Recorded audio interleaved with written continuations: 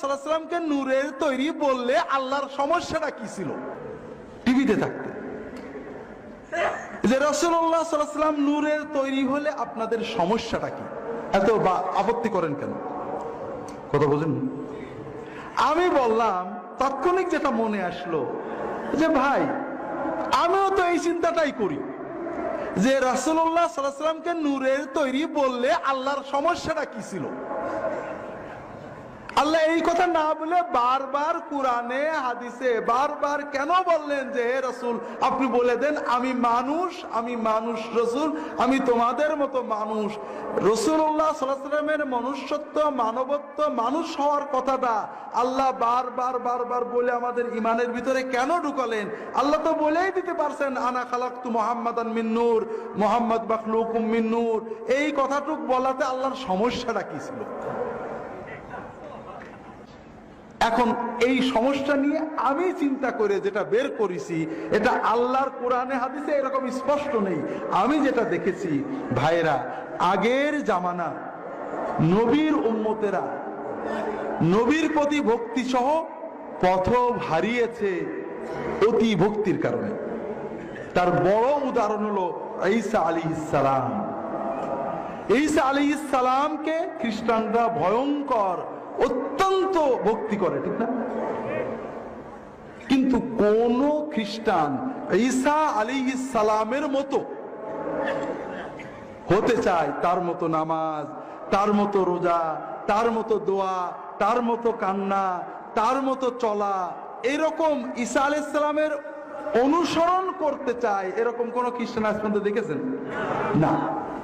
কারণ তারা বিশ্বাস করে তাকে ভক্তি করলেই মুক্তি, অনুসরণের দরকার নেই।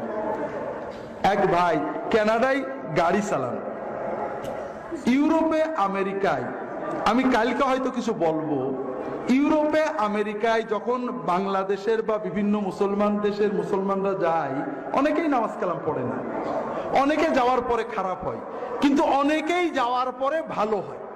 যখন ইউরোপ আমেরিকানদের আচরণ ইসলামের ব্যাপারে বর্ণবাদী আচরণ দেখে, তার ভিতরে একটা রিয়াকশন হয়, ভালো হয়। এরকম একজন বাংলাদেশ থেকে যখন গেছে, খারাপ মানুষই গেছে, মাদকাসক্ত নানা আকাম করেই গেছে। ওখানে যাওয়ার পরে একজন কনভার্টেড রিভার্ট মুসলিম কানাডিয়ানের সাথে পরিচয় হয়ে তার জীবনটা পাল্টে গেছে। ভালো মুসলমান, দাড়ি রেখেছেন, সমাজসেবার বিভিন্ন কাজ করেন। তা একজন পাদ্রী, পাদ্রীদের একটা আলাদা পোশাক আছে, একজন পাদ্রী তার গাড়িতে উঠেছেন, উঠলে ওই ড্রাইভার সালাম দিচ্ছে আসসালামু আলাইকুম। তখন ওই পাদ্রী বলছে, পাদ্রীর ওই চিন্তায় মুসলমানকে একটা দাওয়াত দেবে তার ধর্মের, বলে তুমি কি জানো আমাদের যীশু খ্রিস্ট সালাম দিতেন? বলে হ্যাঁ জানি, সালাম দিতেন, তোমরা দাও না। পাদ্রী বলছে তুমি কি জানো আমাদের গড আর তোমাদের আল্লাহ এক? বলে না, এটা ঠিক বলনি, আমাদের আল্লাহ আর যীশু খ্রিস্টের আল্লাহ কিন্তু এক। কারণ যীশু খ্রিস্ট আল্লাহ বলতো, গড বলতো না। আর শোনো, যীশু খ্রিস্ট যদি এখন আসে আমার বাসায় যাবে, তোমার বাসায় কিন্তু যাবে না। কেন? বলে হ্যাঁ দেখেছো যীশু খ্রিস্ট দাঁড়িয়ে আছে, আমারও দাঁড়িয়ে আছে। যীশু খ্রিস্ট শুয়োর খেতো না, আমিও শুয়োর খাইনি। যীশু খ্রিস্ট পাকসাপ থাকতো, আমিও পাকসাপ থাকি, তুমি পাকসাপ থাকো না, তুমি যে শুয়োর খাও, তুমি দাঁড়িয়ে রাখো না, যীশু কিন্তু তোমার বাড়ি যাবে না, আমার বাড়ি যাবে। কথা বুঝতে পারলেন?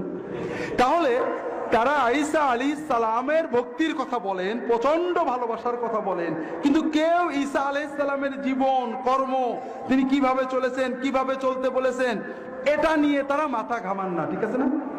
কারণ তারা মনে করেন ভক্তি বিশ্বাসেই মুক্তি। কিন্তু আমাদের কি ভক্তিতে মুক্তি? আল্লাহ কোরআনে বলেছেন তোমরা যদি মুক্তি চাও মুহাম্মদ সাল্লাল্লাহু আলাইহি ওয়াসাল্লামের অনুসরণ করতে হবে, ঠিক না? আর অনুসরণ কার করা যায়? আমরা যাকে মনে করব আমারই মতো, ঠিক না? যখন আমি বলবো যে রাসূলুল্লাহ সাল্লাল্লাহু আলাইহি ওয়াসাল্লাম উপাদানে আমারই মতো মানুষ ছিলেন, তো তারপরও তিনি ভয়কে জয় করেছেন, তিনি লোভকে জয় করেছেন, তিনি ক্ষুধাকে জয় করেছেন, তিনি রাগকে নিয়ন্ত্রণ করতে পেরেছেন, তিনি স্ত্রীদের খারাপ আচরণে কখনো রাগ করেননি, কোনো মানুষের খারাপ আচরণে রাগ করেননি, আমি কেন পারবো না? বুঝতে পারেন? আর এজন্যই আল্লাহ তাআলা আমাদের মুক্তির জন্য যেন আমরা রাসূলুল্লাহ সাল্লাল্লাহু আলাইহি ওয়াসাল্লামের সুন্নাত ইত্তেবা করতে উৎসাহ পাই। তিনি যদি রাত্রে দাঁড়িয়ে দাঁড়িয়ে চোখের পানিতে বুক ভাসিয়ে তাহাজ্জুদ পড়তে পারেন, আমি কেন পারবো না? এই চেতনা আসবে কখন? যখন আমি বুঝবো তিনি আমারই মতো, ঠিক না? আর যখন আমি মনে করবো লাইট অব লাইট, খ্রিস্টানদের যে বিশ্বাস, আলো নূর থেকে তৈরি, ফ্রম সেম সাবস্ট্যান্স, একই জাতের, তখন আমরা বুঝবো আমরা নবীজি তো অনেক কিছু করতে পারেন, আমরা তো পারবো না। কথা কি বুঝতে পেরেছেন? তো ভাইরা, আর এজন্যই রাসূলুল্লাহ সাল্লাল্লাহু আলাইহি ওয়াসাল্লাম আমাদের আদর্শ চরিত্রের সর্বোত্তম মডেল।